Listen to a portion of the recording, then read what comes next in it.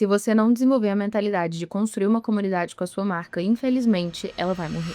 Nos primeiros anos do meu negócio, eu acreditava de verdade que o eixo ali do CNPJ era vender produto. Quando eu comecei a visitar os meus clientes como sacoleira na casa delas, eu entendi que eu estava construindo, além da venda, uma relação próxima daquelas clientes. E eu tenho certeza que não são todas as marcas que têm essa mesma oportunidade, né? E nem todas as empresárias, pelo modelo de negócio mesmo, mas eu tinha a oportunidade e eu não desperdicei essa oportunidade. Isso fez toda a diferença no meu negócio e na minha forma de empreender, porque eu me tornei obcecada por conhecer comportamento de mulheres e conhecer o comportamento das pessoas. Não tem nada que gere em nós um senso de conexão maior do que encontrar outras pessoas, não só que nos valorizam, mas que possuem o mesmo interesse que nós. A We Are Intimate se tornou uma potência de marca desde o primeiro momento, e aí eu falo que eu apresentei como marca 4 anos depois da revenda, então eu tinha uma trajetória longa ali, já sendo especialista dentro do meu produto e convivendo com mulheres, justamente pelo fato de que eu comunicava valores, comunicava princípios, trazia mensagens que valorizavam quem elas eram e conectava essas mulheres através das narrativas construídas no nosso perfil no Instagram, na nossa embalagem, na nossa tag, em tudo aquilo que chegava, de certa forma, às nossas clientes. E foi aí que, com muita sensibilidade, eu entendi que as mulheres que compravam We Are Intimate, elas não estavam procurando só uma lingerie, sabe? Elas estavam procurando se reconectar com elas, se sentirem seguras novamente, reafirmarem quem elas são depois de um término que talvez, né, tirou a identidade delas. Outras trouxeram pra mim o relato de que elas tentavam reencontrar a feminilidade delas mesmas depois de ter perdido isso pós-maternidade. Gente, foram tantos feedbacks que eu comecei a falar e associar ao We Are Intimate a uma transformação e uma revolução verdadeira, sabe? Não era normal. Eu falava assim que... Eu chegava em casa alguns dias e eu falava assim, gente, como que pode um relato desse de uma mulher que veio na minha loja e gastou dinheiro? Sabe? Não era comum, mas tudo fazia parte de um contexto de uma construção verdadeira, e aí eu falo que a maior frequência que conecta pessoas genuinamente é a frequência da verdade. Então não adianta também você querer criar um storytelling, querer criar uma narrativa que não é o que a marca vive, e a We Are Intimates começou a instaurar esse caminho de ponta a ponta. Então a gente trabalhava esse processo com as nossas costureiras e trazia essa mesma construção para as nossas clientes. E o meu time de costureira, eu lembro que eu falava assim, olha, você tá fazendo esse produto pra transformar a vida de uma mulher. Você não tá fazendo essa lingerie pra ela usar no dia a dia ali e não sair sem o sutiã. Você tá fazendo esse produto pra devolver pras mulheres a autoestima verdadeira, pra elas se conectarem genuinamente com elas mesmas em um novo momento de vida.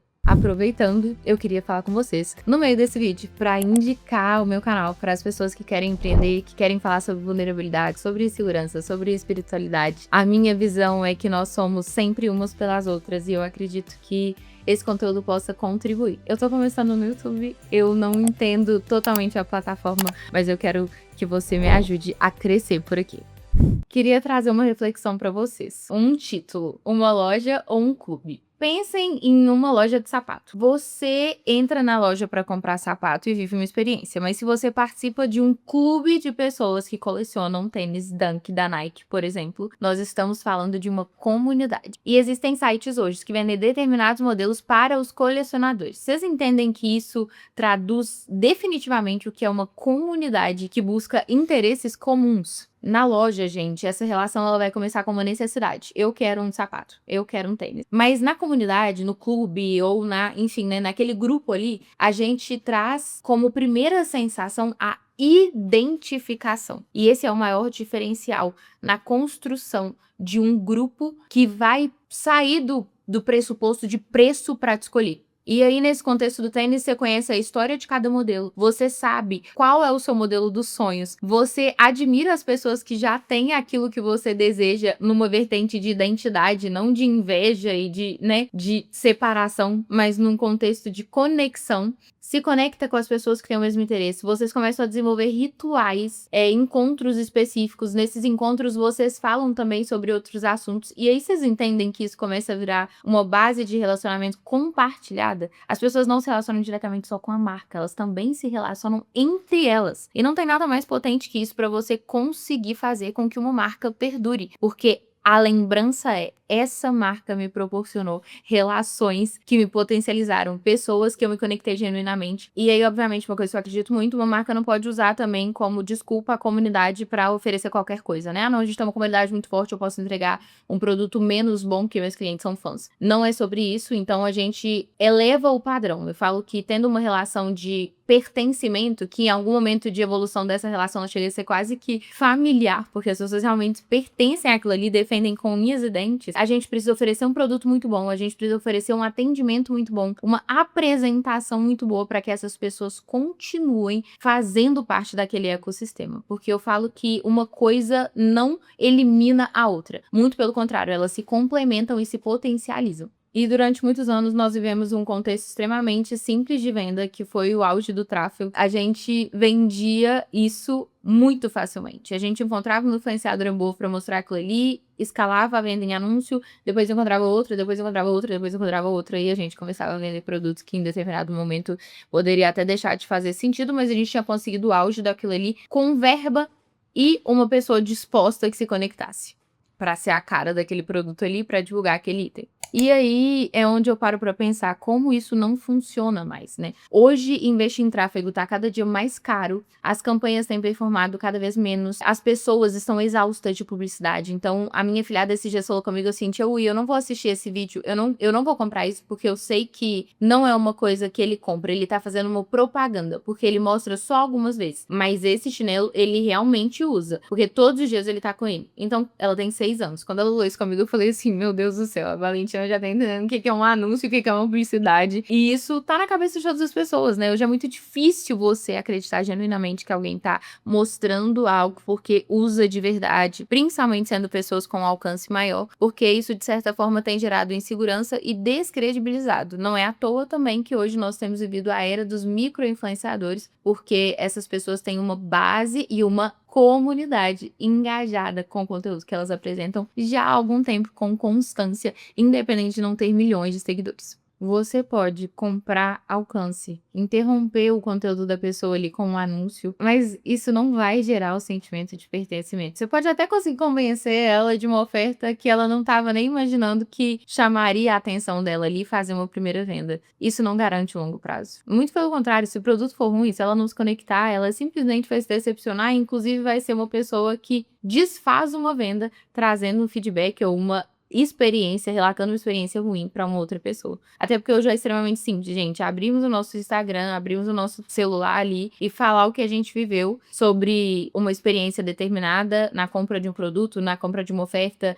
num unboxing que não foi surpreendente. E isso viraliza e pode destruir a sua reputação. Eu já vi uma situação muito particular em que eu tive um problema com a minha logística, a gente teve uma nota duplicada e eu tive vários pedidos que não foram processados no seguinte sentido: a gente não conseguiu enviar porque a nota duplicada colocou como disponível produtos que não existiam, isso já há algum tempo. E eu lembro que as minhas clientes, elas foram para os comentários das pessoas que estavam reclamando das demoras, falar assim: essa é uma marca muito séria, eu compro há 8 anos, você pode ficar tranquila que você vai ter seu retorno. Ela gravou um vídeo no perfil dela explicando o que aconteceu e eu ficava assim: meu Deus do céu. Tipo, parecia que elas trabalhavam para a marca, sabe? Parecia que elas eram contratadas por nós para fazer um trabalho que exigiria uma entrega profissional. Mas por que que elas faziam isso? Porque elas tinham o sentimento de pertencimento. E aí eu falo que a comunidade era exatamente isso. Elas se sentiam tão parte que, de certa forma, elas se colocaram como responsáveis por testemunhar que a marca era uma marca íntegra, uma marca idônea e uma marca que resolveria o problema daquelas mulheres. E o pertencimento, gente, ele é construído com tudo aquilo que reforça o propósito da marca. Então é na forma que a marca responde, é na forma que a marca apresenta o produto, é na forma que a marca se conecta com quem consome ali o conteúdo no dia a dia, com quem são as melhores clientes. O que que essa marca oportuniza para essas pessoas, né? O que que acontece ali depois da publicidade? O que que acontece depois que a pessoa clicou no link e finalizou uma compra dentro do seu e-commerce? Foi nesse momento lá atrás que eu comecei a perceber que eu não queria construir uma marca aleatória, sabe? Eu queria genuinamente construir uma família.